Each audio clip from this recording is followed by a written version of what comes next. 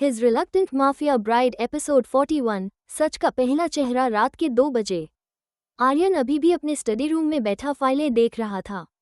तभी राघव तेजी से अंदर आया। बॉस, हमें रमेश के फोन का डेटा मिल गया। आर्यन तुरंत खड़ा हो गया। कुछ मिला? राघव ने लैपटॉप आगे कर दिया। जिस महिला की आवाज आती थी वो हमेशा वॉइस चेंजर इस्तेमाल करती थी। एक गलती हो गई। आर्यन ने स्क्रीन की ओर देखा। एक कॉल बिना वॉइस चेंजर के रिकॉर्ड हो गई थी। राघव ने रिकॉर्डिंग चला दी। कमरे में एक महिला की हल्की आवाज गूंजी, याद रखना, आर्यन को कुछ नहीं होना चाहिए, सिर्फ आरोही को डराना है। आरोही, जो दरवाजे तक आ गई थी, ये सुनकर रुक गई।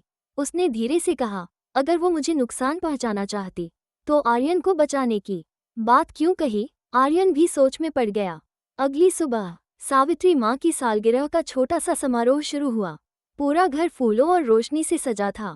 कई पुराने दोस्त और रिश्तेदार आए हुए थे। आरोही ने हल्के हरे रंग की साड़ी पहनी थी। आर्यन ने जैसे ही उसे देखा, उसकी नज़र कुछ पल के लिए उसी पर ठहर गई।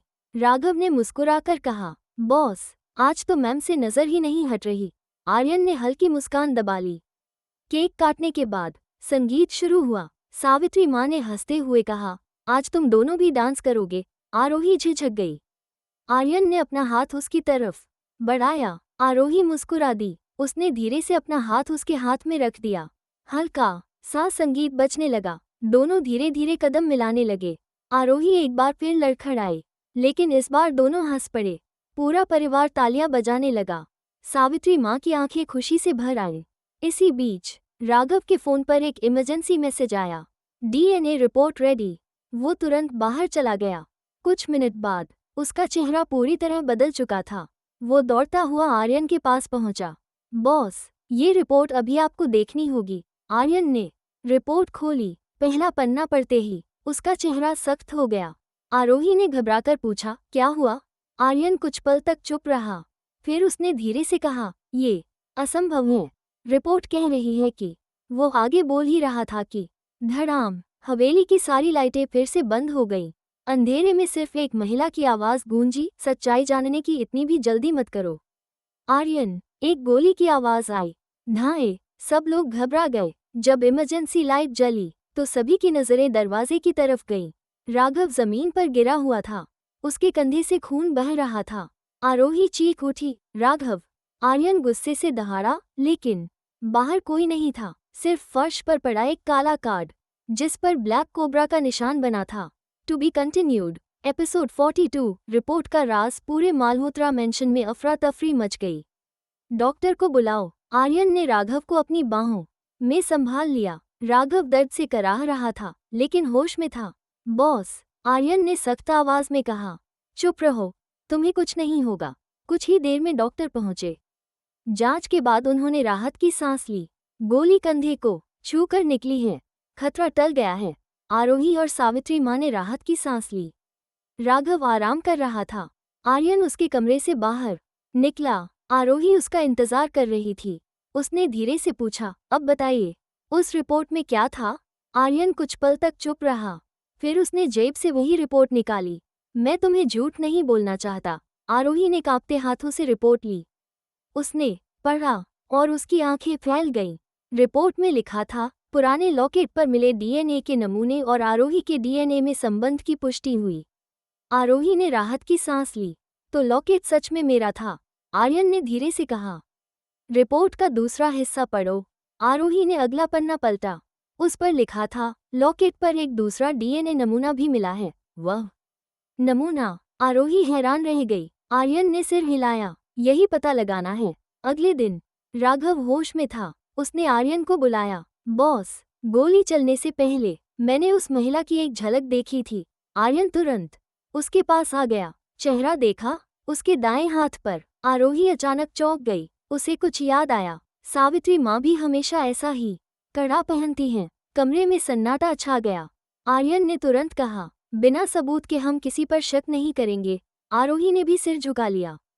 उसी शाम आरोही अकेले मंदिर गई। वापस लौटते समय एक छोटी बच्ची उससे टकरा गई। बच्ची ने एक छोटा सा कागज उसके हाथ में रख दिया और भाग गई। आरोही ने कागज खोला। उस पर लिखा था, ग्रेटर दैन अगर सच जानना है तो कल शाम 6 बजे पुराने चर्च आना। ग्रेटर देन अकेली मत आना, क्योंकि इस बार तुम्हें बचाने वाला भी वही होगा। तारांकन नीचे कोई नाम नहीं था। आरोही ने वो पर्ची आर्यन को दिखाई। इस बार उसने कुछ भी नहीं छिपाया। आर्यन ने उसे देखा, फिर हल्की मुस्कान के साथ कहा, गुड। आरोही हैरान हुई, क्योंकि अब खेल हम उनके नियमों से नहीं खेलेंगे। उसने राघव की तरफ देखा। कल चर्च में हम जाल बिछाएंगे। राघव मुस्कुराया। इस बार शिकारी खुद शिकार बनेगा। उसी समय शहर के दूसरे छोर पर कबीर एक पुराने चर्च की तस्वीर देख रहा था। उसके पीछे वही रहस्यमयी महिला खड़ी थी। महिला ने पूछा, क्या आर्यन आएगा? कबीर मुस्कुराया, जरूर आएगा, क्योंकि उसे लगता है वो अपनी पत्नी की रक्षा कर रहा है। महिला ने धीरे से कहा, और उसे नहीं पता कि कल पहली बार उसे अपने सबसे बड़े विश्वासघात का सामना करना पड़ेगा। To be continued. Episode 43 church का जाल। अगले दिन शाम के ठीक 6 बजे पुराना चर्च। चारों तरफ घना सन्नाटा। बाहर हल्की बारिश शुरू हो चुकी थी, लेकिन इस बार आर्यन ने कोई गलती नहीं की थी। पूरे चर्च के आसपास उसकी सिक्योरिटी टीम सादे कपड़ों में तैनात थी। राघव कंधे पर पट्टी बंधी होने के बावजूद ऑपरेशन संभाल रहा था। बॉस, सभी रास्ते कवर हैं, आर्यन ने धीरे से कहा। आज कोई नहीं बचेगा। आरोही ने आर्यन की तरफ देखा। मुझे डर नहीं लग रहा। आर्यन मुस्कुराया। आरोही ने बिना झिझक जवाब दिया, क्योंकि आप मेरे साथ हैं। आर्यन कुछ पल उसे देखता रहा, फिर धीरे से बोला, और मैं हमेशा रहूंगा। दोनों की नजरें मिलीं। राघव ने हल्की खांसी की। बॉस, रोमांस बाद में कर लेना, पहले विलेन पकड़ लेते हैं। आरोही हंस पड़ी। आर्यन ने उसे घूरा। बहुत बोलने लगे हो। चर्च के अंदर से पियानो की धीमी धुन सुनाई दी। आरोही चौंक गई। यहाँ कोई है। तीनों धीरे धीरे अंदर गए। चर्च बिल्कुल खाली था। सिर्फ बीच में एक पुरानी लकड़ी की मेज रखी थी, उस पर एक लिफाफा। आर्यन ने सावधानी से उसे खोला। अंदर एक चाबी थी और एक पर्ची। उस पर लिखा था, ग्रेटर देन। सच चर्च में नहीं, तहखाने में है। चर्च के पीछे पुरानी सीढ़ियां नीचे जा रही थीं। आर्यन सबसे आगे चला, आरोही उसके ठीक पीछे। राघव और टीम उनके साथ। नीचे पहुंचते ही एक बड़ा कमरा दिखाई दिया। दीवारों पर पुरानी तस्वीरें टंगी थीं। एक तस्वीर देखकर आरोही की सांस रुक गई। वो तस्वीर उसके बचपन की थी और उसके बगल में एक छोटा लड़का खड़ा था। आरोही फुसफुसाई। आर्यन तस्वीर के पास गया। तस्वीर के नीचे तारीख लिखी थी, 15 साल पहले, और एक नाम, आर्या और कबीर। आरोही की आंखें फैल गईं। यही नाम लॉकेट में भी था। पूरे तहखाने में ताली बजने की आवाज गूंज उठी। ठक ठक ठक। कबीर धीरे धीरे अंधेरे से बाहर आया। उसके चेहरे पर मुस्कान थी। आखिरकार तुम यहाँ तक पहुँच ही गए, आर्यन ने गुस्से से कहा। ये सब क्या है? कबीर ने तस्वीर की तरफ इशारा किया। ये तुम्हारी पत्नी की असली पहचान की शुरुआत है, आरोही ने कांपती आवाज में पूछा। तुम मुझे बचपन से जानते हो? कबीर ने सिर हिलाया। और तुम भी मुझे जानती थी, बस तुम्हारी यादें तुमसे छीन ली गई। आरोही स्तब्ध रह गई। कबीर ने आगे कहा, लेकिन आज मैं तुम्हें सब कुछ नहीं बताऊंगा, क्योंकि पहले। उसने आर्यन की तरफ देखा। तुम्हें अपने घर के गद्दार से मिलना होगा। उसी क्षण पीछे से किसी ने बंदूक तान दी। सभी पलटे। राघव ने तुरंत अपनी बंदूक उठाई, लेकिन बंदूक पकड़े हुए व्यक्ति का चेहरा देखकर आर्यन की आंखें फैल गईं। उसने अविश्वास से कहा। कमरे में सन्नाटा छा गया। आरोही ने पहली बार आर्यन के चेहरे पर ऐसा सदमा देखा। वो आदमी मुस्कुराया। इतने सालों से तुम्हारे घर का गद्दार। To be continued. एपिसोड 44 गद्दार का कबूलनामा। तहखाने में गहरा सन्नाटा छा गया। आर्यन की नजरें अपने चाचा पर टिकी थीं। उसे यकीन ही नहीं हो रहा था। ये सब आप? चाचा विक्रम हल्का सा हंसे। आखिर सच सामने आ ही गया। आरोही ने देखा।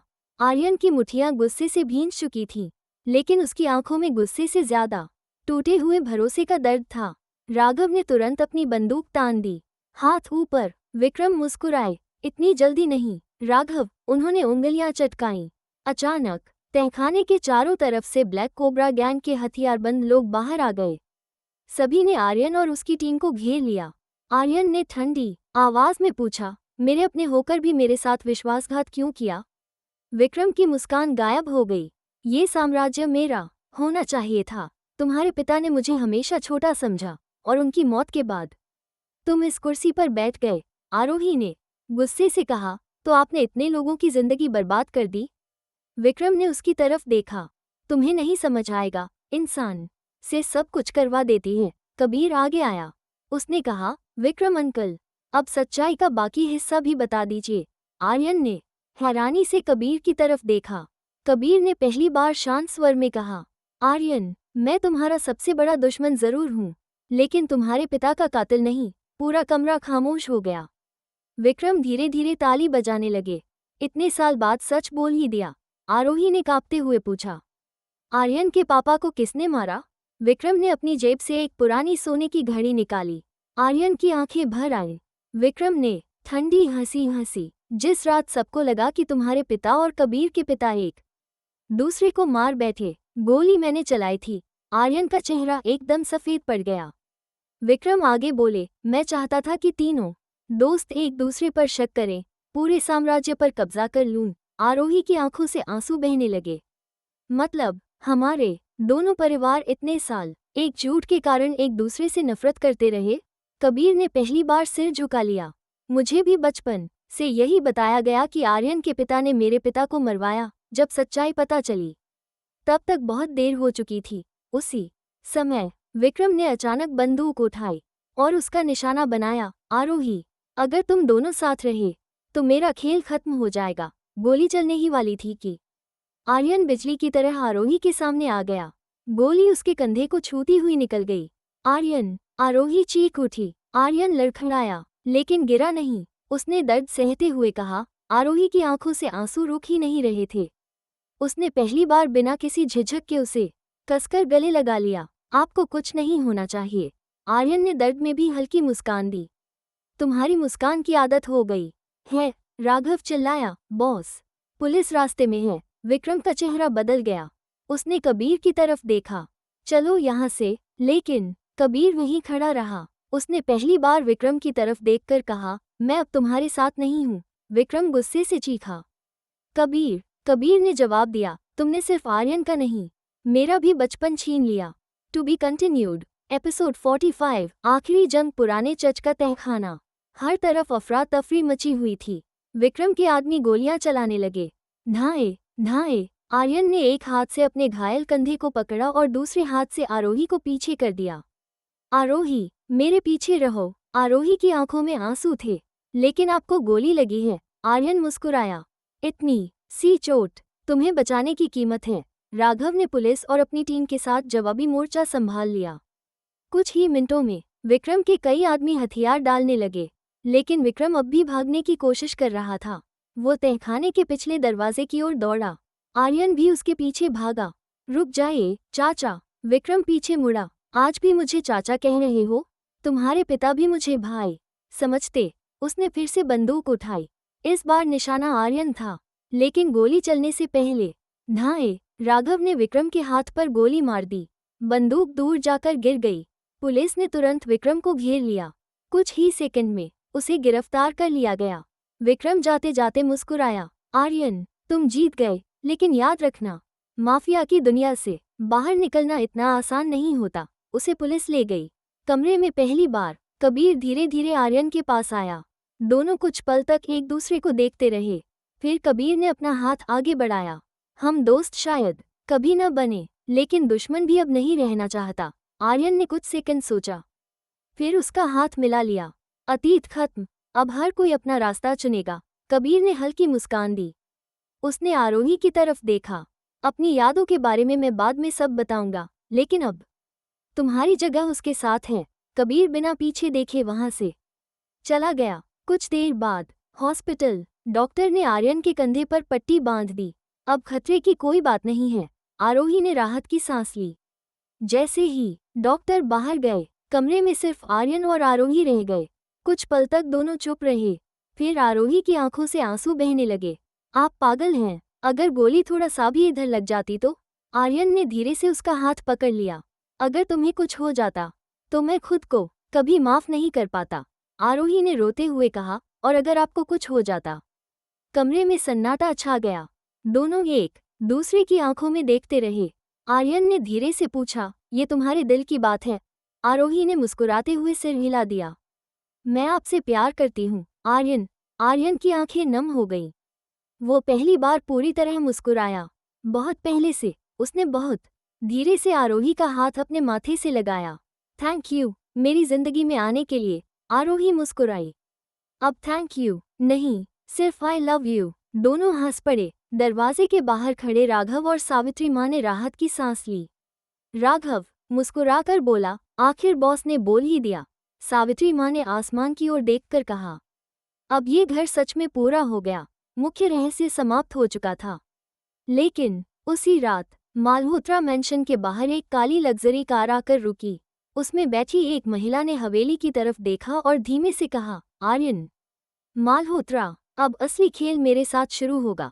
उसने अपनी उंगली में पहनी हुई एक नीले नीलम की अंगूठी को देखा और मुस्कुरा दी। नई कहानी की शुरुआत।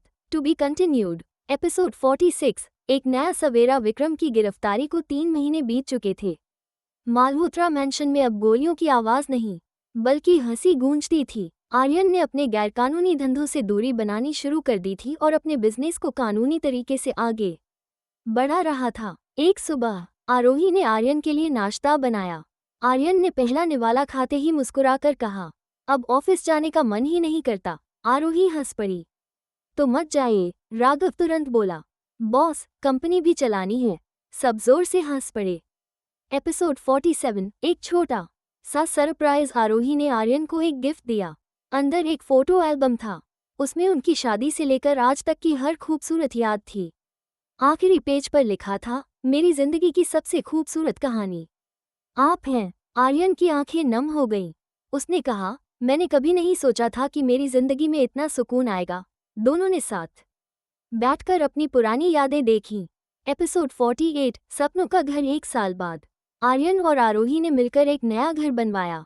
घर के बाहर एक बोर्ड लगा था, Malhotra house where love lives. Savitri माँ बोली, ईंटों से मकान बनता है, प्यार से घर। आरोही मुस्कुराकर आर्यन का हाथ थाम लेती है।